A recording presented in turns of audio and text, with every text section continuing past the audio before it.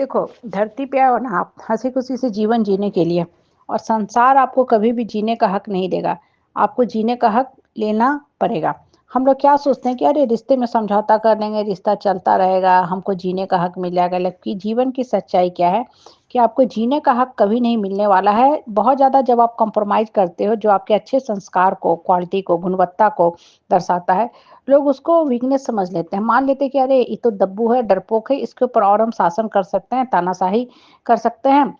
और कहीं न कहीं वो इंसान आपको अपना विक्टिम बना रहा है, मतलब आपके ऊपर चढ़ के रह रहा है और आपकी अच्छाई का फ़ायदा उठा रहा है। वो आपकी अच्छाई को हाँ, मान-सम्मान नहीं दे रहा, ना ही आपको मान-सम्मान दे रहा। वो समझ रहा है कि अरे चलो इसके ऊपर शासन कर सकते हैं, इसको कठपुतली की तरह हम नचा सकते हैं।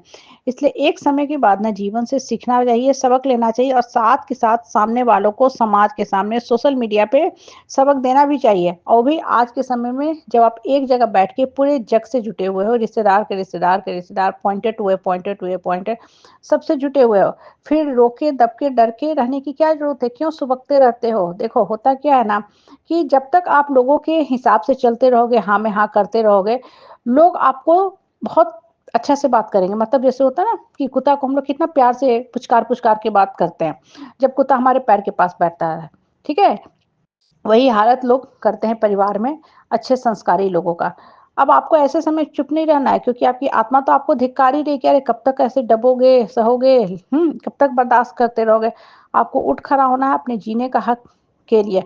आप देखो, जिस दिन आप लोगों को बोल दोगे ना कि हम आपके मन मुताबिक नहीं चलेंगे, आपका काम नहीं करेंगे, आपकी हर बात में हाँ में हाँ नहीं करेंगे। आप देखो ये जो लोग हैं ना जो अभी तक आपकी तारीफ़ की पुल बाँध रहे थे, आपके साथ कैसा गलत व्यवहार शुरू करेंगे, आपको साइलेंट ट्रीटमेंट देंगे, अजनबी वाला व्यवहार शुरू करेंगे, आपको स्ट्रेंजर की तरह व्यवहार करना शुरू करेंगे, ऐसे करेंगे जैसे आपको जान नहीं रहे, पहचान नहीं रहे, इग्नोर कर देंगे, आपसे बात नहीं करेंगे, आपकी वैल्यू लाइफ से एकदम खत्म कर देंगे, जैसे अब आपको उनकी कोई ज़रूरत ही नहीं है।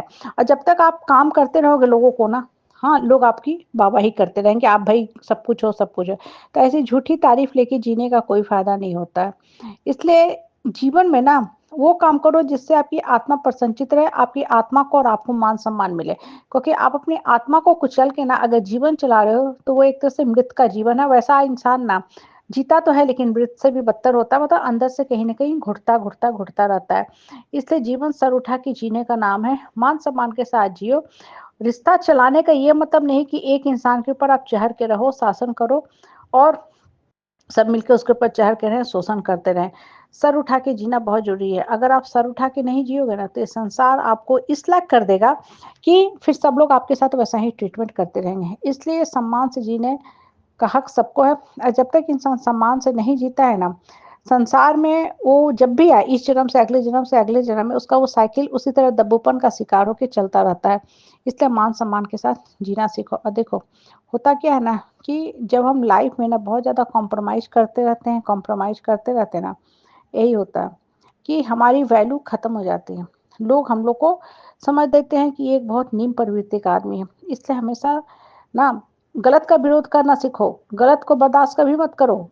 जहाँ अन्याय होता है ना, कृष्ण आते हैं रक्षा के लिए। जहाँ अधर्म बढ़ने लगता है ना, कृष्ण आते हैं। इसलिए अधर्मी और पापी का हमेशा ही हमेशा अंत करना बहुत ज़रूरी है। कभी भी दब के डर के मत रहा करो। अगर आप दब के डर के रहोगे ना, तो यही होगा, लोग कभी भी आपको मान-सम्मान नहीं देंगे और एक दिन आप दबते-डरते खत्म हो जाओगे और अंत में आपकी आत्मा भी आपको धिक्कारने लगेगी।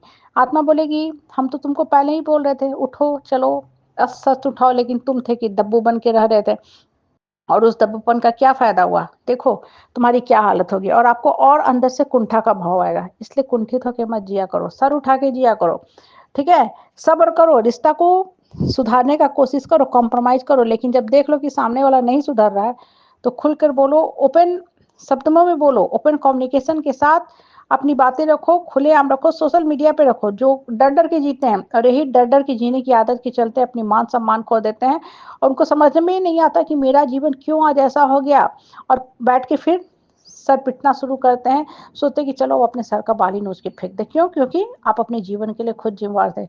इसलिए ना दबना डरना छोड़ दो। जब आप सही हो तो आपके साथ कृष्ण रहेंगे देर सवेर, लेकिन कृष्ण आएँगे ही आपकी रक्षा के लिए।